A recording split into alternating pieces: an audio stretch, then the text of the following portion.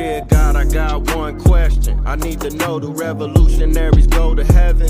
And if so, may their legacies last forever and their seeds grow. Tell them that we love them so and never let them die slow. It's like we cursed to be born black. We was kings and queens, now look where we at. I know it won't be long before we take it back. I just hope I live long enough to see it happen, and that's a fact. Cause one thing when you pro-black, you might love your people, but they may not love you back. For more than 400 years, we've been under attack. We survived slavery and then they gave us crack. Do revolutionaries go to heaven? Do revolutionaries go to heaven? Do revolutionaries go to heaven? Do revolutionaries go to heaven?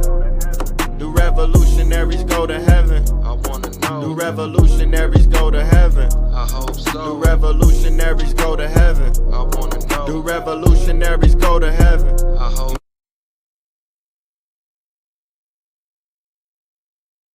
Right. So we're gonna get right into it. I'm in the motherland right now, so Okay. I want to first and foremost, I want to thank you because it's definitely an honor. You done been a part of a tremendous legacy. You done made world history, especially hip hop history. You know, you like a giant. You know, part of one of the most notable records in hip hop. But you know, you got an extensive catalog, of course. So you know, I want to welcome you to the show and thank you again. And for the viewers who may not recognize you, or you know, let them know what your name is and definitely where you're from. Yo, my name is Slimkid3. Born in Los Angeles, South Central Los Angeles, California. I'm in the group called the Pharcyde. And man, you know, this year, November, probably the 24th or something, will be our 30-year anniversary of our first album, Bizarre Ride to the Pharcyde. Wow, that's amazing. That's amazing. Let me see. My next question is this: by you coming from LA, how did you first get exposed to hip hop? I mean, did you catch it on TV like the rest of the world, or on the radio, or was it already out in the community by that time? Man, so yeah, hip hop was it's really interesting because like I was definitely into like a lot of new waves music. And so just, you know, just being in that zone, I was a skater, you know what I mean? But I was also a breaker too. So there was a lot of music back then that was, you know, like Egyptian Lover and you know, R9 and that whole deal, you know, like for breaking. So like the hip hop aspect of it wasn't necessarily like at the forefront for me at that point. But I had a friend, her name was Adrian. We went to Inglewood High School, and she was a dancer too. And she was like, "Yo, Trey," she was like, "You know, have you checked out this hip hop stuff?" And I'm like, "Nah, I need to get with it." You know what I mean? So I started kind of digging around, and then my other friend, Sean Margula, he introduced me to like Run DMC and the Fat Boys and stuff like that. So I was like, we dove in, you know, I kind of dove into that, you know, listened to a lot of LL Cool J. My first real hip hop tape was probably Radio, LL Cool J's album. You know what I mean? So like digging into that and then cruising around with BDP, loving that. You know what I mean? Those were like my entryways into hip hop. Now, when did you begin to participate as far as like being an MC and writing rhymes and, you know? Well, I went to El Camino College back in '89, and I really wasn't interested in being like an MC or anything, you know, like but I did write a lot. And I had a good friend, his name is Robert Tillis. His MC name was The Rhythm, and he came out like kind of like years ago. But I went to school with him, and we used to write raps together.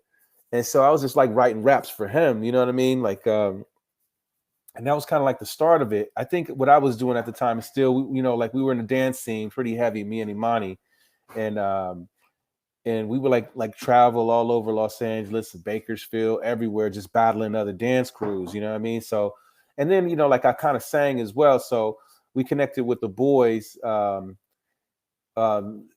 Motown act, and they're most known for their song "Dial My Heart." we used to hang out with them, and that's where we met Rosie Perez, who eventually got us,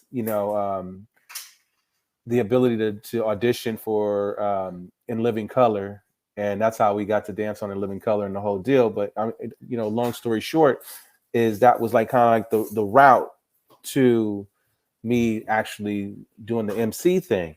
And so circling back to Robert Tillis, he introduced me to Jay Swift because his girlfriend was Jay Swift's his girlfriend was Jay Swift's sister, you know what I mean? So, and Jay Swift produced Bizarre Ride to the Pharcyde. So that's the whole full circle of this. So like, yeah, we were like, me and Imani were definitely like kind of in the trenches, like, to be like kind of like singers or whatever. But, it turned into rapping. Oh, okay, man. You just steered some hip hop history. You took it all the way back to In Living Color. That's what's up. I mean, honestly, it's a lot to unpack. You know what I mean? So it's like for people to catch up, they can check out other like interviews and documentaries. Right. Like, I'll try to have all this thing in one little pill. It's like it's too much to unpack. You know what I mean? But it was definitely an awesome route to doing this, Right. And then you mentioned, like you say, you got like a background in singing, because y'all do have some harmony with y'all flows and styles, like, you know what I'm saying? And it's like that became a trend, you know what I'm saying? Yeah, definitely. Yeah. What's really funny is like back then we couldn't sing. We didn't. I mean, we sound like the Chicken Club. You know what I mean? Like we would like sing for people. We didn't really have our stuff together, but didn't let that stop us, obviously. Kept practicing and working on the craft, and here we are.